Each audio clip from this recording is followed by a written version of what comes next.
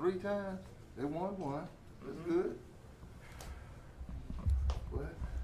I mean, they said that about the Patriots. How many Super Bowls have the Chiefs ever won? 2.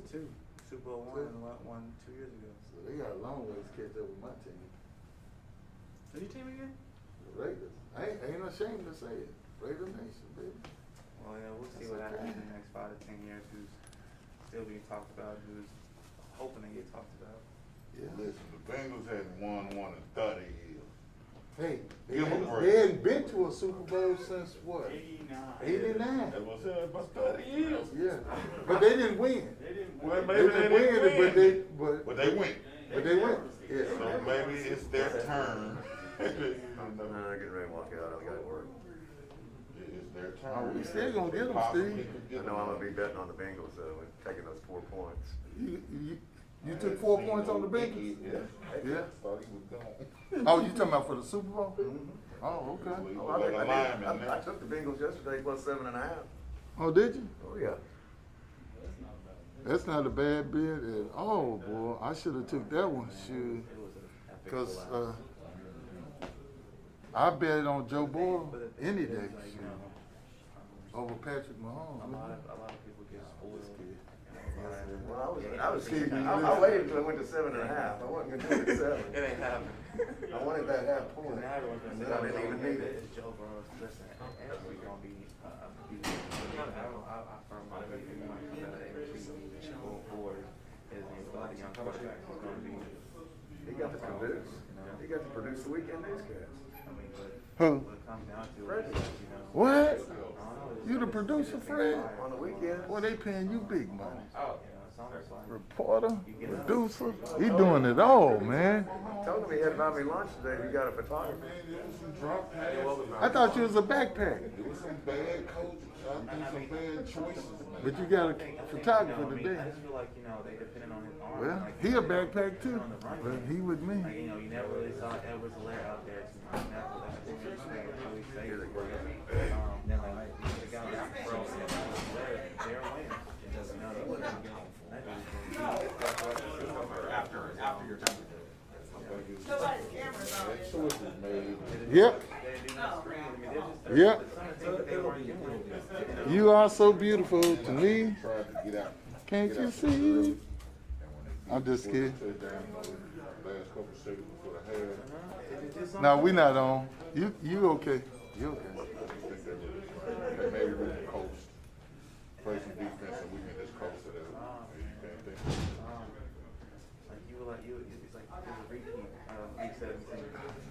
Last school bell is ringing. And I think, even like that deep shot Still can't see that. to Hill, I mean, it was a good look, but at the same time, it's like it wasn't Hey, the Laura. best look because, How you doing? I think some of the schemes I was looking at, like, where's Pringle at? Where is, why didn't you dish it to Harden? So Harden was acting like it was diva because he was feeling himself too much. That's part of why he dropped his whole pass too. But burn down.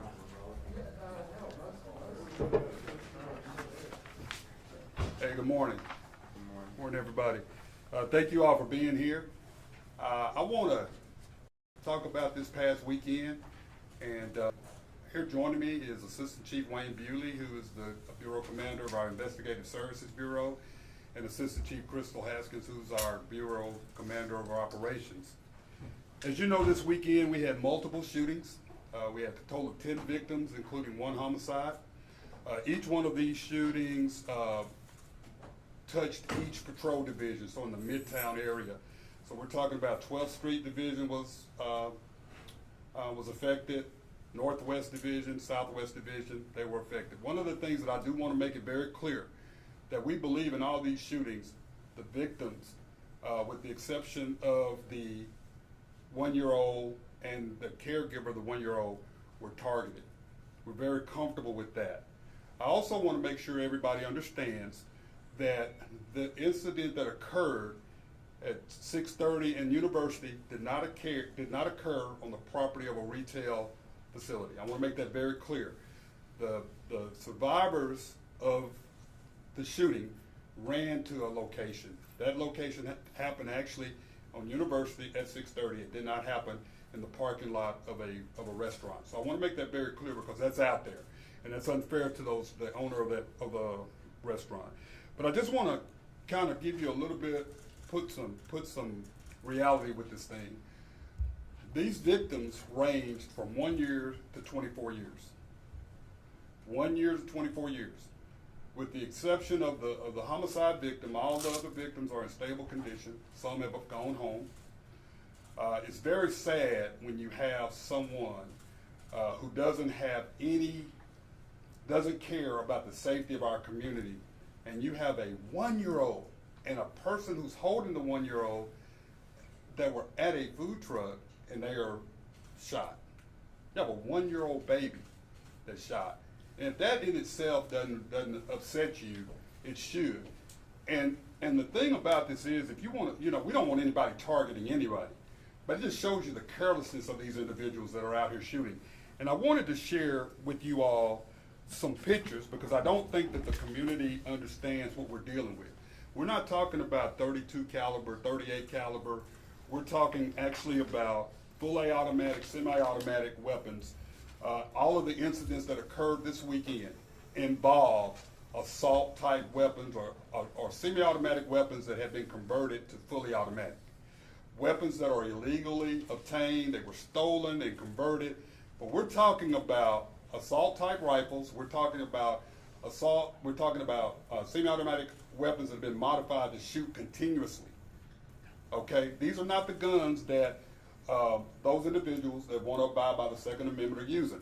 I believe in the Second Amendment. I believe people have a right to own guns. I don't believe the fact that people have a right to, in this situation, to take a gun, convert it, and use it to hurt someone in an attempt to kill someone. I'm going to say this again.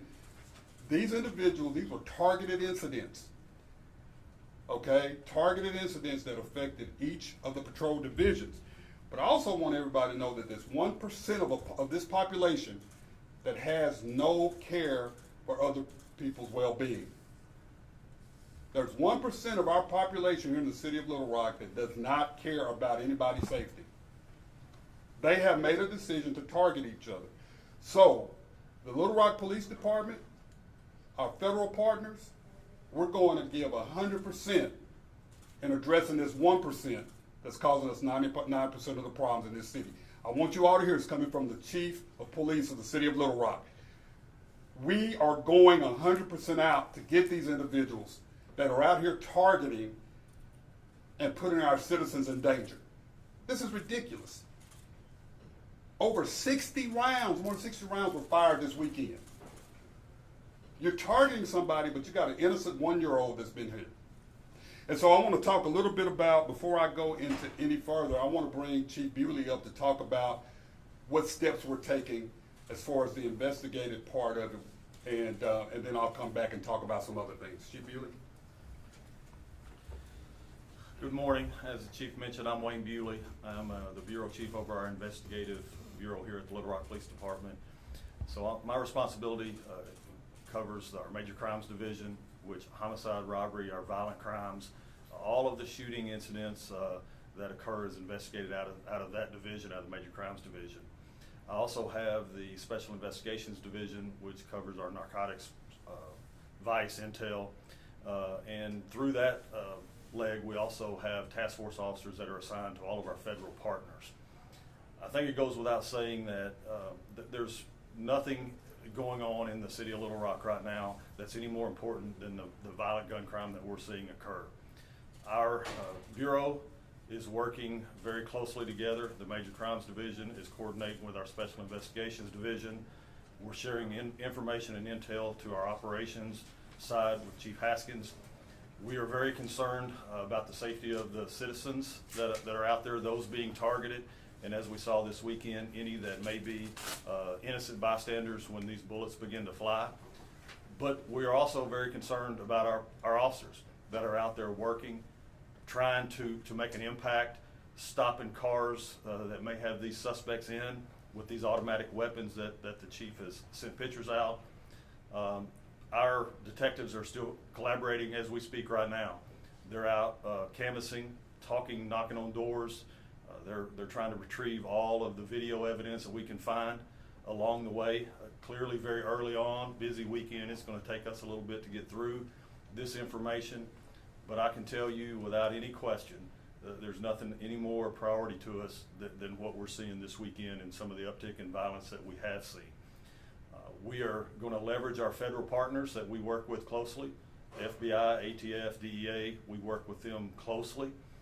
We're going to target these weapons that are in the hands of some of these youth that we see out here committing these gun violence, and we are going to absolutely 100% go after federal prosecution, federal charges, and that comes with federal time. This is something that's already been in the works. It isn't starting because of this weekend. It will continue. And with that, other than saying we have some basic leads that we're working on, there's nothing that at this point that I can divulge. I just wanted to paint the picture that the communication among the investigative side of our department, along with our federal partners, and sharing that information with Chief Haskins and her group is working well. We're communicating well, and we are going to go after these individuals aggressively. We're going to share information to protect the citizens as much as we can, as well as our patrol officers that are out there trying to make an impact as well. So that's just, I wanted to share that from the Investigative Bureau Chief. All hands on deck, and we're 100% going after these very aggressive. Thank you, Chief. And as I said earlier, 1%, less than 1% of this population are targeting each other, but at the same time, it puts other people in danger. I just want to, I've asked Mr. Edwards, he's got pictures of these weapons. And the reason I felt that was important today, because I truly believe that we have some people out here that have seen some of these kids, whether they're their own children, relatives, neighbors, whatever, in possession of these weapons. These kids are displaying these weapons, or these individuals are displaying these weapons on social media. They're displaying them in front yards. They're talking about them. They're talking about them in school. I'm gonna ask these parents, these guardians, these neighbors, these schoolmates, start checking your kids' cell phones. Start checking your kids' social media. Start looking in your kids' rooms. If you hear your kids listening to certain music, dig down a little bit deeper and see what's actually going on. Because I know this may not sound real, but a lot of this targeting is based on music, social media dialogue, where people live, if you live in a certain area and I have a problem with you, then I'm going to target you. If I have a friend that you targeted, I'm going to target you. This is what we're talking about. We're not talking about, we're talking about people that sit down and they focus on specific people. But what I need parents to do is start paying attention. We have amazing parents in this city. We have an amazing school system. But I will tell you, every now and then something slips by us as parents.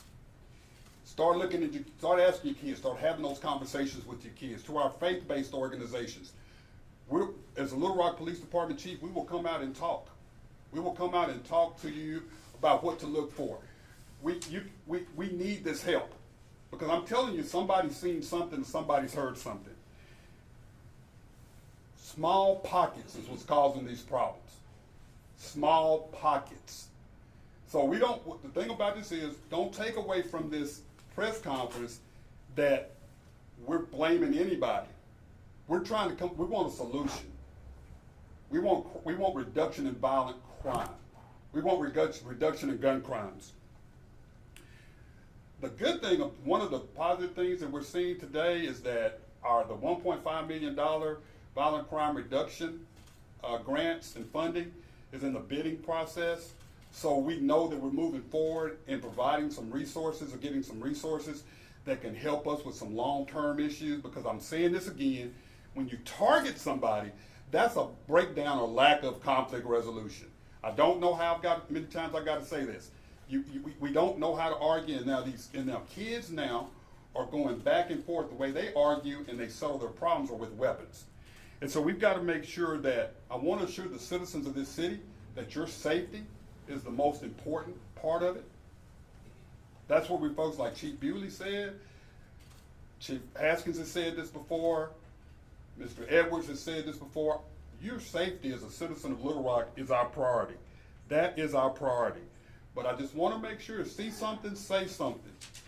These are targeted incidents. Let me make sure everybody understands, targeted incidents that we believe that the citizens of this city can help us reduce and eliminate because somebody knows something. So if you hear somebody saying something about I'm gonna retaliate, we need to know that. If you see a weapon, even if you don't think it's real or not, let us know. Let us make that decision if it's real or not. But like Chief Bewley said, we're going 100% federal prosecution. 100% federal prosecution on these individuals. So at this time, if we'll take a few questions. We heard in October when Central High School was hit by some gunfire about going federally. We're going to prosecute federally. I guess no arrests have been made in that. We're hearing more about federal charges. Is federal charges just a flashy thing to say when this is obviously a continuing problem? Absolutely not. Mitch, in the history of this organization, especially since I've been here and prior to me coming here, we have made a bunch of federal prosecutions, many federal prosecution indictments. We have individuals that are currently serving federal time. We have those cases that we've submitted. So this is not just this is nothing we planned since October. You got to understand too, I can tell you all day you want to do this, but we need additional information from the citizens out here.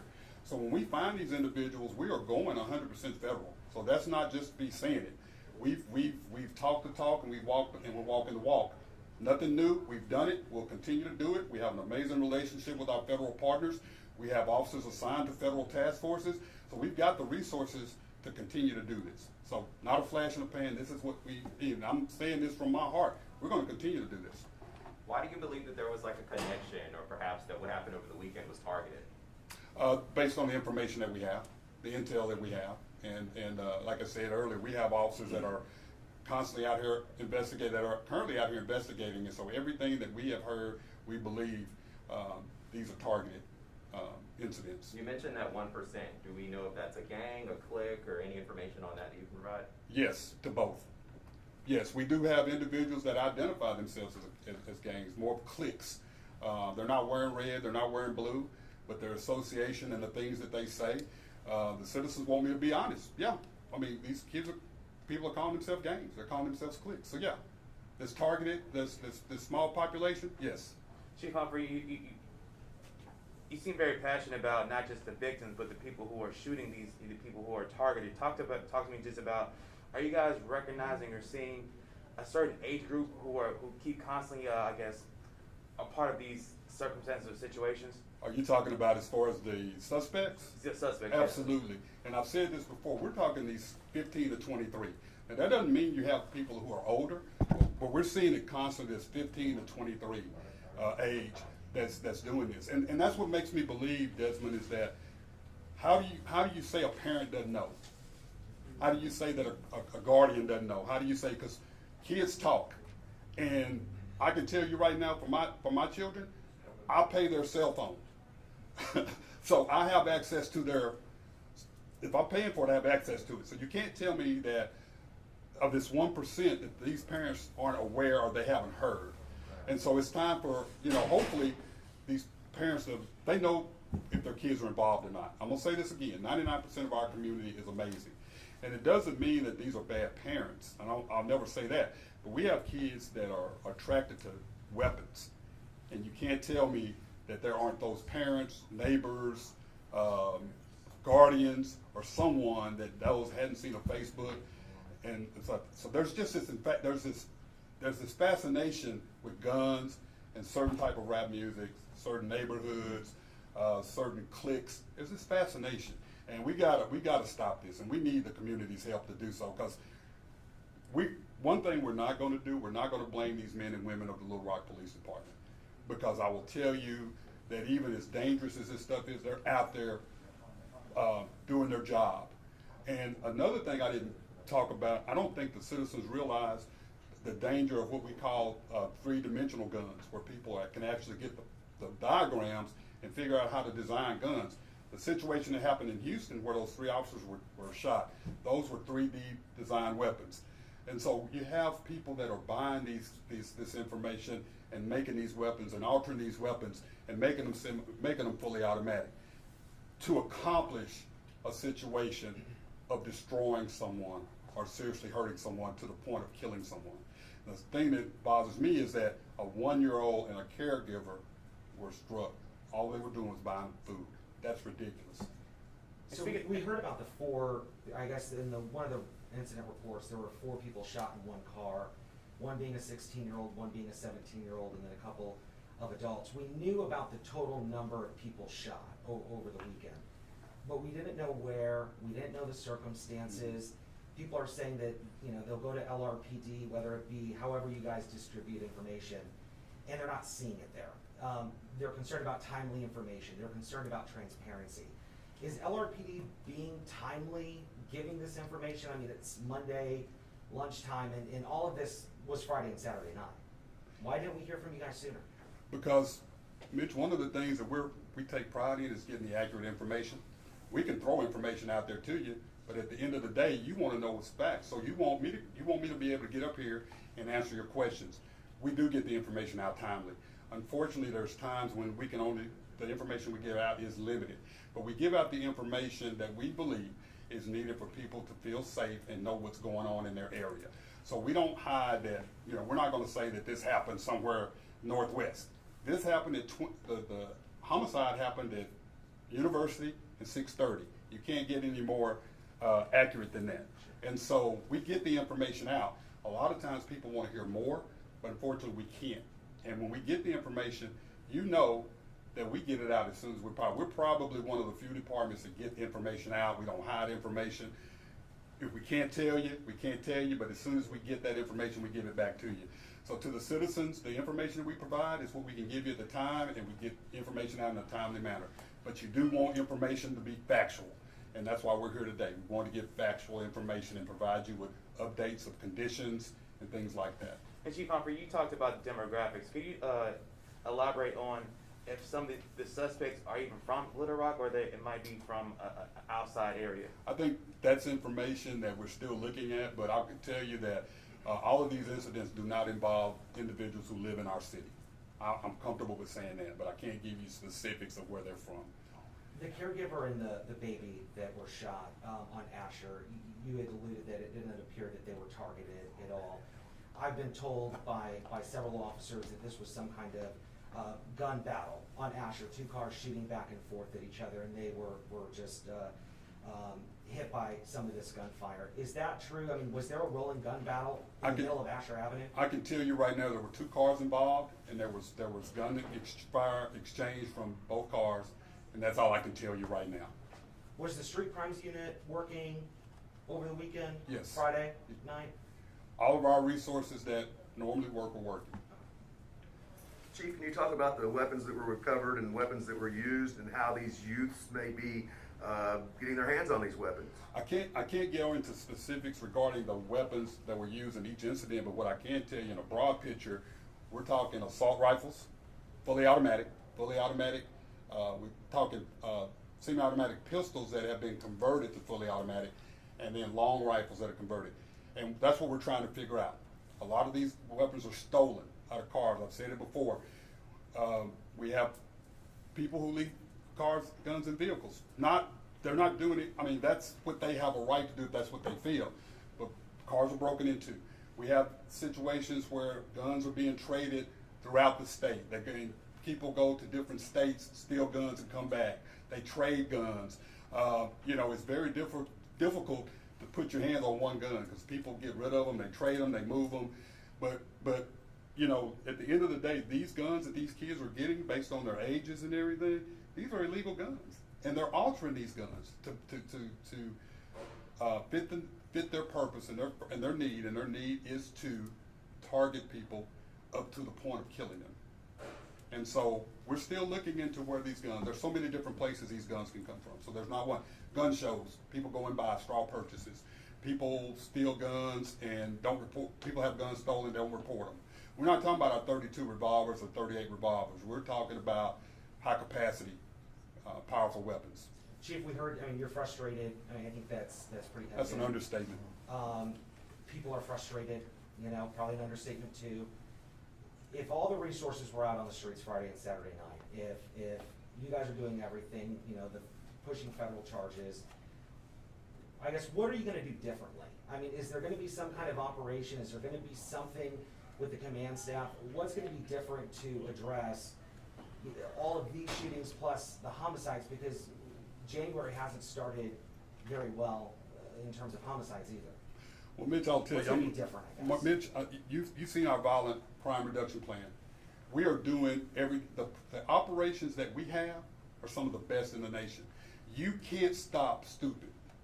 You can't stop people that have a lack of respect for other people's lives. I'm gonna say that again. So you can't stop. We don't know what's in a person's mind. We don't know what's gonna happen behind a door. We don't know what happens off scene and then people get together. We don't know that. And so everything that we're doing, we have two of the best command staff, upper command, executive command staff leaders, I believe, in the state, what they're doing with their operations. So to say that, Mitch, what you're asking is, could we have prevented that? Absolutely not. Absolutely not. And for anybody that think we could have prevented any of that, that's just not possible.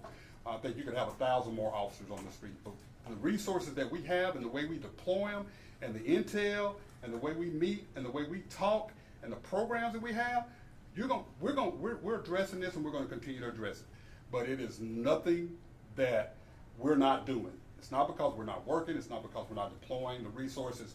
It's there. You just have people that don't have respect for other people, and you can't control stupid. You can't control a lack of disrespect for life, and you can't project when someone just feels that that's the only way they can converse with somebody or interact with somebody, they pull a trigger. You can't control that. But what we can do is send a message out there, and I want everybody to look at me and send a message out there. The Little Rock Police Department is zero tolerance on this, and we're going to do everything we can do to reduce this and prevent this from occurring. Has there been any consideration of requesting state police to help patrol the city? We already have all the resources we need in place. Thanks, guys. Appreciate it. Hey, I will get you guys a picture, these pictures, if you need me to send it to you. Send me an email. I'll send you some of these, because it's kind of hard to shoot them. Yes, can you? On a piece of paper. I'll send it back. All right? Thanks. Appreciate it. Are those like the actual guns or just examples? Examples. Okay.